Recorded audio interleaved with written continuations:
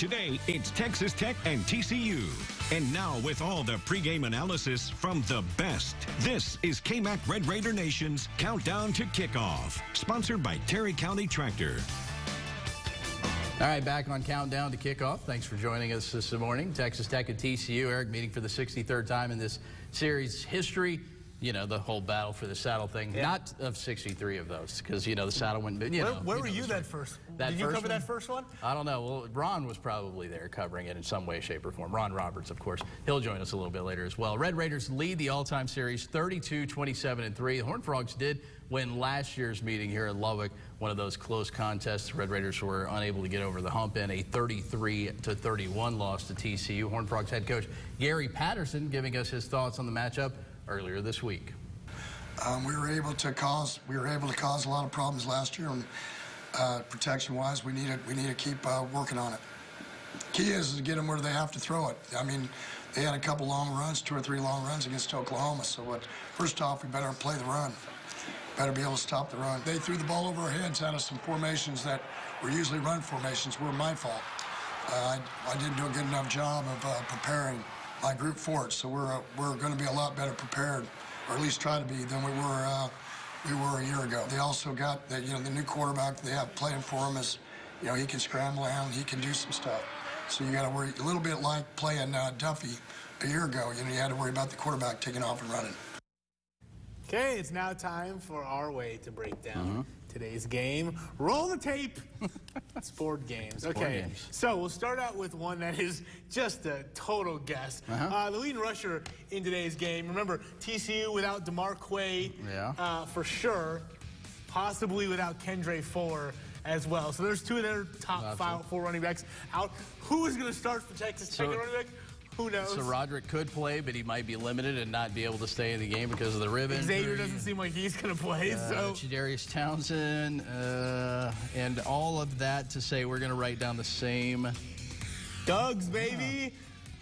Do we remember that? Yeah. Coach Doug's was like 9 years ago. But Max Duggan is going to lead. Okay. That's a good call. I'm going to go with this one, though. We mentioned him earlier. Zach Evans, the 5-star freshman running back, just got his feet wet against Baylor. I think we see a heavy dose of him. Hopefully, it's not a very effective heavy dose, but a heavy dose of Evans in this one. Okay. So Henry Colombi, before he was the starting quarterback, Texas Tech struggled a little bit on those opening drives, especially finding the end zone. Since he's become the starting quarterback, they're 2 for 2 in terms of scoring touchdowns off of that first drive. Where were those games? Oklahoma. Yeah, that was here. And West Virginia. West Virginia, both in Lubbock. Okay.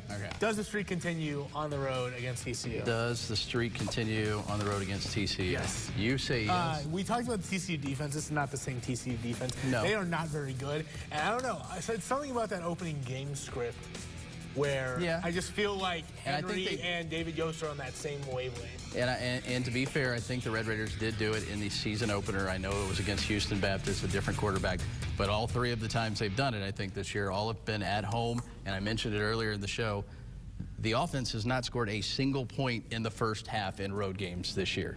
That's bad, right? Yes, that's bad. So I'm going to go with no. I'm not saying they won't score every other possession, but the first one, I'm going to go with a no. I do agree with you, though. David Yost does script an amazing first drive. Okay, headline. Headline time. Oh, I had this one like a week ago. Did you? Oh, man. Mine's going to be so generic and like. I have 2, but I'm going to go with this one.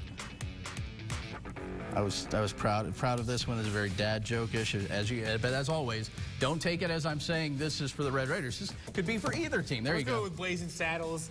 Great film. Never seen it, but I know the name of it. Okay. All right. Sorry, I talked. Okay.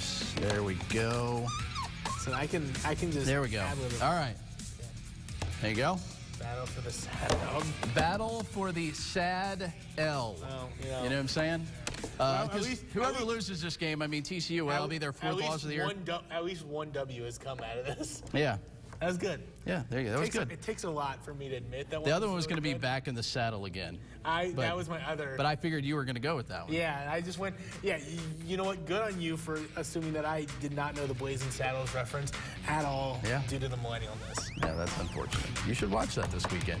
I'll get right on it. All right. As for the rest of this weekend right here on KMAC, right after we're done, we have a triple header starting with West Virginia and the Texas Longhorns. Jared Dagey, yep, there he is, and those Mountaineers, fresh off the upset of Kansas State, now try to hand the, how are they ranked again? 22nd ranked Longhorns, their third loss of the season. Isn't everyone playing? There's no excuse for this. After that, it's an addition to the schedule. Everybody probably wanted to watch Purdue, Wisconsin.